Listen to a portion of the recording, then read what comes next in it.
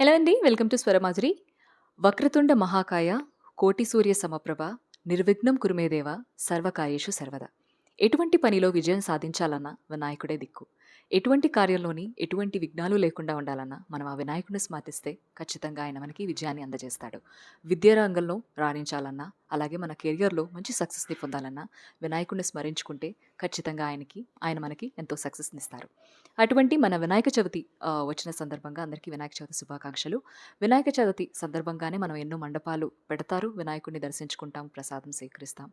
అదే కాకుండా మన ఆంధ్రప్రదేశ్‌లోని one of the most famous temple స్వయంభుగా ఆయన వెలిసిన ఆలయమైన కాణిపాకం ఆలయం గురించి ఈ వినాయక చవితి సందర్భంగా మీ అందరికీ తెలియజేస్తున్నాను.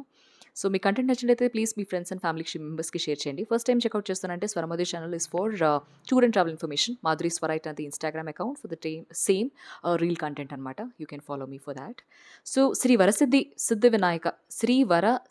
వినాయక స్వామి టెంపుల్ అనేది కాణిపాకం టెంపుల్ అనమాట. ఇది చిత్తూరుకి దగ్గరలో ఉంది. దీనికి చేరుకోవాలి అనుకుంటే మనకి ఇది ఆంధ్రప్రదేశ్లోనే ఉంది. ఇది జస్ట్ 11 కిలోమీటర్ ఫ్రమ్ చిత్తూరు, 68 కిలోమీటర్లు ఫ్రమ్ తిరుపతి అనమాట. సో ఇది 2 రకాలుగా మనకి దగ్గర. తిరుపతి నుంచి చేరుకోవాలన్న దగ్గరే, మరి మీకు చిత్తూరు నుంచి చేరుకోవాలన్నా చాలా దగ్గర అవుతుంది ఇది. కాణిపాకం ఆలయం. ఇక్కడ స్వయంభుగా స్వామివారు వెలిసారు అని చెప్తారు. దానికి సంబంధించిన కథ కూడా మనం కంప్లీట్‌గా తెలుసుకుందాం. దీన్ని చేరుకోవాలనుకుంటే నేను చెప్పినట్లు తిరుపతి నుంచి మీకు 82 కిలోమీటర్లు పడుతుంది. మీరు నియరెస్ట్ ఎయిర్‌పోర్ట్ అనేది తిరుపతి ఎయిర్‌పోర్ట్ అనమాట. అదే రైల్వే స్టేషన్ చూసుకున్నట్లయితే చిత్తూరు నుంచి మీకు చాలా దగ్గర అవుతుంది.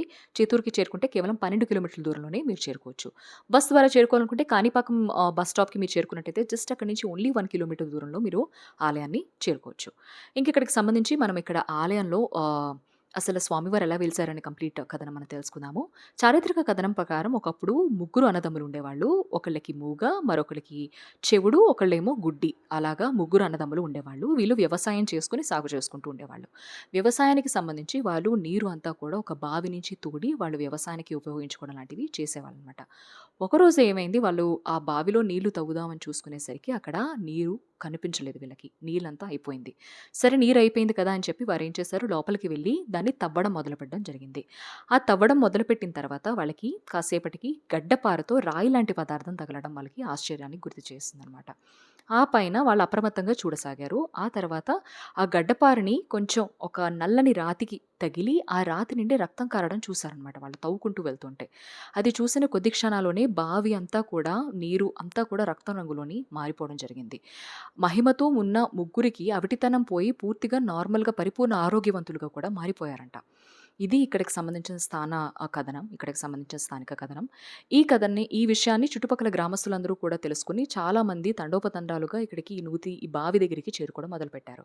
వాళ్ళు అది లోపలికి ఇంకా తవ్వి దాన్ని బయటికి తీద్దాం విగ్రహాన్ని ఏంటి అని తెలుసుకునే లోపు వారి ప్రయత్నం ఫలించకుండానే వినాయక స్వామి వారి స్వయంభూ విగ్రహం వారి నుండి ఆవిర్భవించింది అని కూడా చెప్తూ ఉంటారు. ఆయనే స్వయంగా బయటికి వచ్చారని, ఈ మహిమ చూసిన ప్రజలు ఆయన స్వయంభూ లింగం అని గ్రహించి ఆయనకి కొబ్బరి నీళ్లతో అభిషేకం చేయడం మొదలుపెట్టారు. ఆ కొబ్బరి నీరు ఒక ఎకరం పావు దూరం వరకు ఒక కాలవలాగా ప్రవహించేది. దీన్ని కాణిపరకం అంటే తమిళంలో ఇలాగ పిలిచేవాళ్ళనమాట. కాణిపరకం అని పారే ఆ కొబ్బరి నీటిని రాను రాను దాన్ని కాణిపాకంగా పిలవసాగారనమాట. ఈ విధంగా మనకి కాణిపాకం అని ఆలయానికి పేరు రావడం జరిగింది. ఈ రోజు కూడా ఇక్కడికి స్వామివారి విగ్రహం నూతిలోనే ఉంటుంది. అక్కడ ప్రాంగణంలో ఒక బావి కూడా ఉంది. దానికి స్వామివారి వాహనమైన ఎలుక కూడా ఉంటుంది అని చెప్పి ఇక్కడ చెప్తూ ఉంటారు. ఇంకా ఈ ఆలయానికి సంబంధించి ఎస్టాబ్లిష్‌మెంట్ ఎప్పుడు జరిగింది అంటే 11వ శతాబ్దంలో ప్రారంభంలోనే చోళుడు మొదటి కుత్తళుంగ చోళుడు, కుళుతుంగ చోళుడు అనేవాళ్ళు నిర్మించడం జరిగింది. 1336లో విజయనగర సంస్థాన చక్రవర్తులు దీన్ని అభివృద్ధి చేయడం జరిగింది. అప్పట్లో చోళ డైనాసిటీ ఉన్నప్పుడే దీనికి కాణిపాకం అని పేరు రావడం జరిగింది. ఆ తర్వాత దీన్ని ఎస్టాబ్లిష్ చేసుకుంటూ దీన్ని ఇంకా బాగా రీకన్‌స్ట్రక్షన్ చేసి బాగా ఇప్పుడు మనకి బాగా ప్రసిద్ధి చెందిందనమాట. దీనికి సంబంధించి టెంపుల్ టైమింగ్స్ ఏమున్నాయి అని, అలాగే పూజా కార్యక్రమాలు కూడా ఉన్నాయి. పిల్లలకి సంబంధించి బారసాలు ఇలాంటివి ఏం చేయాలనుకున్నా మీరు కంప్లీట్‌గా తెలుసుకోవచ్చు. టెంపుల్ టైమింగ్స్ చూసుకున్నట్లయితే ఉదయం 4 గంటల నుంచి ఓపెన్ చేస్తారు. ఉదయం 4 నుంచి 9 వరకు ఓపెన్ అయి ఉంటుంది. దర్శనానికి స్పెసిఫిక్‌గా చూసుకున్నట్లయితే ఉదయం 6 గంటల నుంచి స్టార్ట్ చేస్తారు. 6 నుంచి 1 గంట వరకు మధ్యాహ్నం ఓపెన్ చేసి ఉంటుంది. అలాగే సాయంత్రం 4 నుంచి 8 వరకు ఓపెన్ చేసి ఉంటుంది దర్శన టైమింగ్స్. బాగా ఎక్కువగా బిజీ డేస్ వినాయక చవితి టైంలో గానీ లేదా చతుర్థి చతుర్థి టైంలో ఇలాంటి ఒకేషనల్ డేస్‌లో గనక మీరు వెళ్ళినట్లయితే చాలా బిజీగా ఉంటుంది. మీకు దర్శనానికి 2-3 గంటలు పడుతుంది. అదే నార్మల్ టైంలో వెళ్ళినట్టయితే మీకు 30 మినిట్స్ టు 1 అవర్‌లో మీకు దర్శనం అయిపోతుంది. ఫ్రీ దర్శనం మీకు ఈజీగా అయిపోతుంది. ఇంకా రకరకాల పూజా కార్యక్రమాలు మీకు పిల్లలు పుట్టారు. పిల్లలకి సంబంధించి రకరకాల ఏమి చేయించుకోవాలి కాణిపాకంలోనే అని మీరు అనుకున్న దానికి సంబంధించి ఇంకా వేరు వేరు కార్యక్రమాలు కూడా ఉన్నాయి. వాటన్నిటికి కూడా ఫీస్‌తో సహా చెప్పేస్తాను. మీరక్కడికి వెళ్తే జస్ట్ ఆ కౌంటర్‌లోని మీరు ఈ పూజా కార్యక్రమానికి సంబంధించిన టికెట్ తీసుకొని మీరు లోపలికెళ్ళి ఆ సేవని పొందొచ్చు. సో, పూజా కార్యక్రమాలు చూసుకున్నట్లయితే అక్షరాభ్యాసం ఉంది. అక్షరాభ్యాసం చేస్తారు, నామకరణం చేస్తారు, బాలసార కూడా చేస్తారు. వీటన్నిటికి రూ. 116 మీరు చెల్లించగలిగితే మీరక్కడికి వెళ్లి ఈ పూజ చేయించుకోవచ్చు. అలాగే వాహన పూజ ఉంది. వాహన పూజ అనేది 2 wheeler, 4 wheeler based on the vehicle మీకు రూ. 50 నుంచి రూ. 150 ఉంటుందన్నమాట. మీరు అక్కడికి వెళ్లి చేయించుకోవచ్చు. అలాగే శాశ్వత కళ్యాణోత్సవం కూడా ఉంది. ఇది రూ. 5,116 శాశ్వతంగా కళ్యాణోత్సవం మీ పేరు మీద జరుగుతుంది.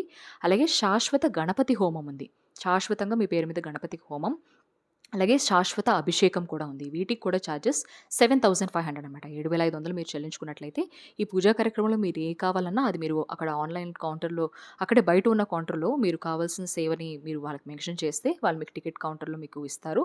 మీరు చెల్లిస్తే డబ్బులు ఆ కౌంటర్‌లో ఉన్న సేవని ఏదైతే ఉందో అది మీరు పొందవచ్చు. సో, చూసారు కదండీ! ఈ వినాయక చవితి సందర్భంగా కాణిపాకం టెంపుల్ గురించి, ఆయన విశిష్టత గురించి కంప్లీట్ డీటెయిల్స్. మీకు కంటెంట్ నచ్చినట్లయితే ప్లీజ్ లైక్ చేయండి. మీ ఫ్రెండ్స్ అండ్ ఫ్యామిలీకి షేర్ చేయడం మర్చిపోకండి. కాణిపాకం ఆలయం గురించి, దాని చరిత్ర గురించి అందరూ తెలుసుకుందాం. అలాగే మధురీస్ వెరైటీ అనేది Instagram account. You can follow me for different travel content reels there.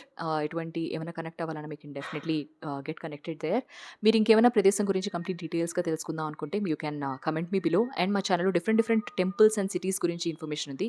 మీరు వెళ్లి చెక్‌ఔట్ చేయండి. And do let me know if anything you want to add as a feedback. And thank you so much for watching.